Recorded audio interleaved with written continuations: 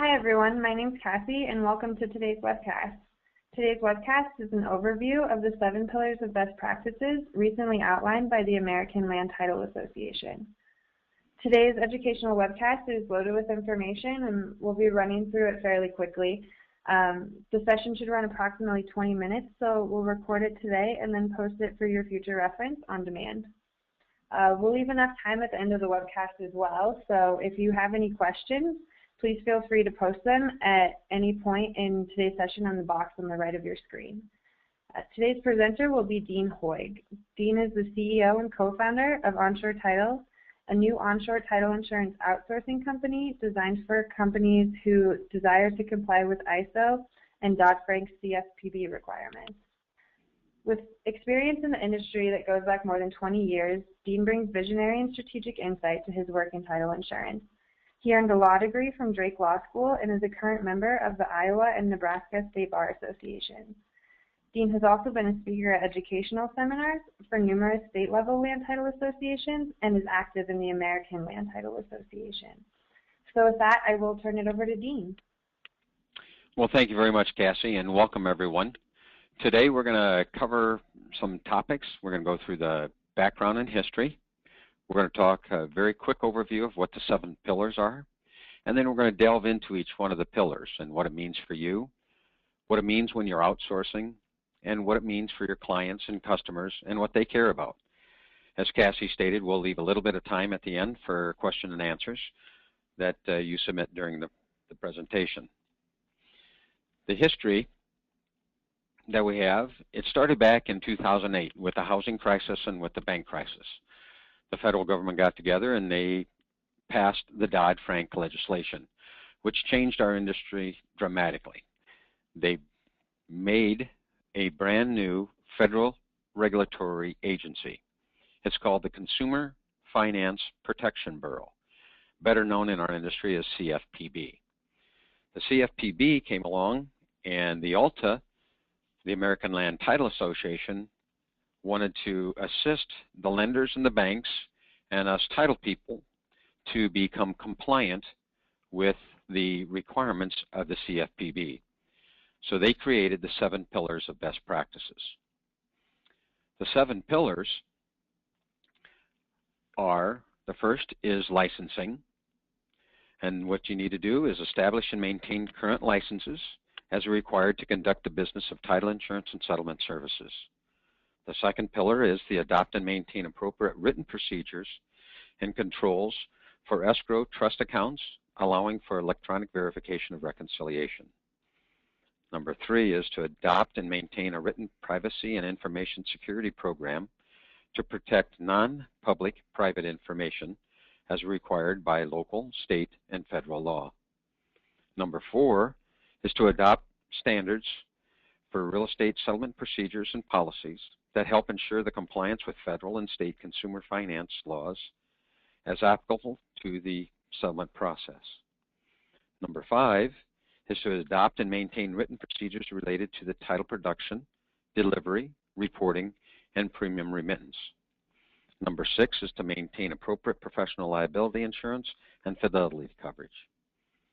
Number 7 is to adopt and maintain written procedures for resolving customer complaints. The first pillar is license. Again, it's to establish and maintain current licenses as required to conduct business of title insurance and settlement services. What does it mean for you? You are licensed to practice in your state, both in title and settlement. What it means for outsourcing, you need to make sure that your partner is compliant with all state insurance rules and banking regulations for both title and escrow production. What it means for your lenders/customers, that your outsourced provider needs to be able to prove that they are compliant, either with a certificate of good standing or copies of their licenses. What's your upside and what's your downside risk? Your upside is that you are compliant and that you've vetted your outsourcing partner and you have limited your reputational risk. Your downside is if you do not vet them, you have additional liability, losing customers, and increasing the potential for regulatory audits and fines. The second pillar is escrow trusts. You need to adapt and maintain appropriate written procedures and controls for escrow trust accounts, allowing for electronic verification of reconciliation. What this means for you, you need to have the appropriate written procedures in place to protect escrow funds. Daily reconciliation that verifies where your money has gone and where it's going to go to. You also need to have continuous training and monitoring of your employees. What it means for outsourcing, you need to verify that your outsourcer, independent closer, or witness closer has written procedures in place to protect your escrow funds. They need to have segregation of duties, and they also need to train and monitor their employees. What it means for your lender and customers, they have security that their funds and their borrowers' funds are now protected. What's the upside risk and downside risk? Your upside is making sure everything is protected. Where you got it from, where you have it, and where is it being sent. Your downside risk is you lose the money. You lose and suffer reputational loss, and you also lose clients. The third pillar is privacy. You'll hear out in the marketplace, privacy means NPI. This is non-public private information. You need to you need to adopt and maintain a written policy and information security program to protect non-public private information as required by local, state, and federal law.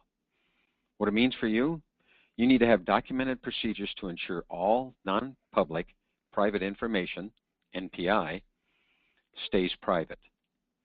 You need to have continuous training and monitoring of employees so that they understand what non-public private information truly is. What it means for outsourcing, it means protection, your protection.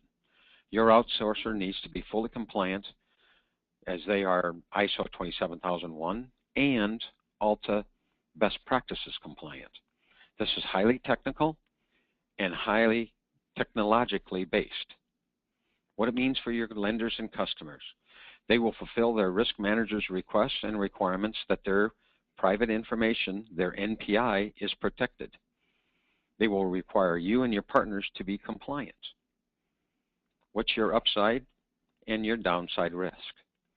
Your upside is if everyone is compliant, there's a lowering of your reputational risk, lowering that the NPI is protected.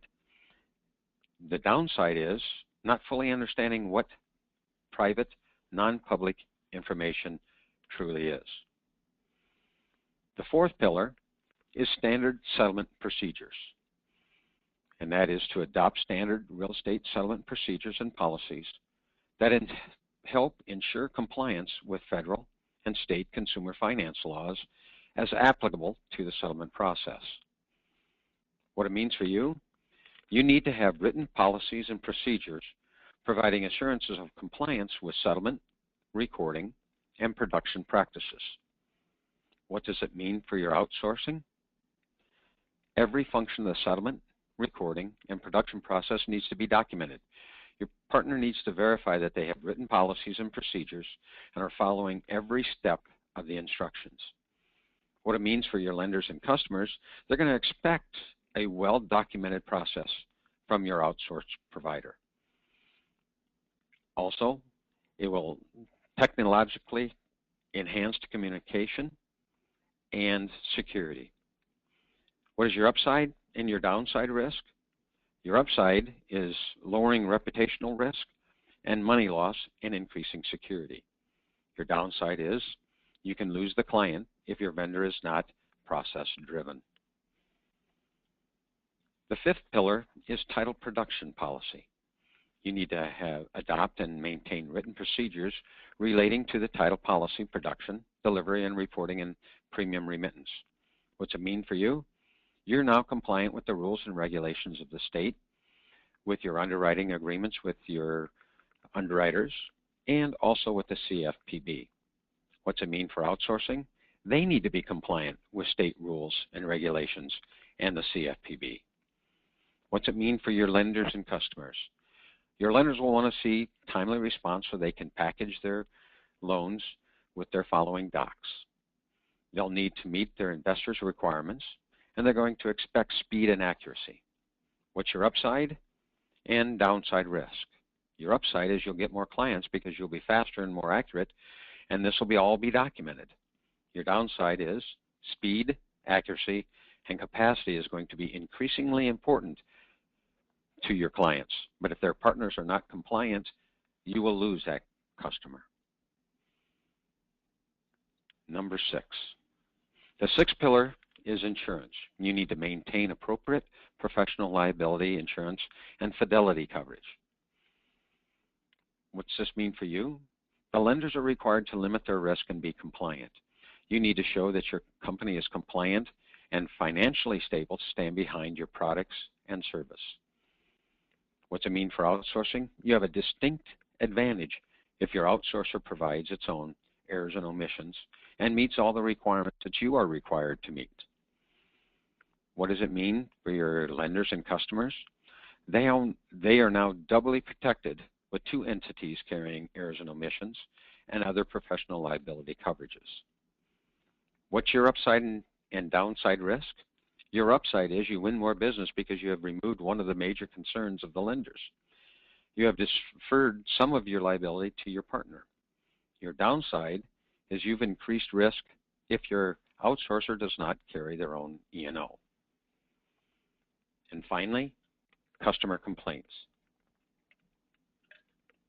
You need to adopt and maintain written procedures for resolving customer complaints. What does it mean for you? The CFPB has a huge enforcement wing. If you do not have written customer complaint process, they will find you, and then they will fine you. What's it mean for your outsourcing? Your outsourcer needs to have a written customer complaint process to resolve and communicate the resolution of any client or customer complaint. What it means for your lender and customers? This is another area where your lender needs total transparency because they cannot offload this vendor liability. What is your upside? And what is your downside risk?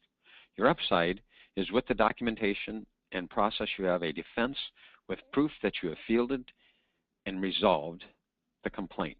The downside is the lenders could come after you, so you have an increased risk if the lender is fined.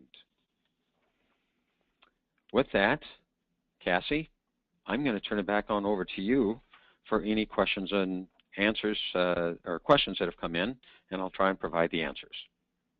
Okay, great. Thank you, Dean. As we mentioned before, we'll be posting this video on demand after we finish recording because we've covered a lot of information there in a short period of time. So if you can stay, feel free to hang on a couple more minutes. We have a handful of questions here for Q&A. And if you need to drop off, we'd just like to say thank you for attending and encourage you to visit us again for some more educational information in the future.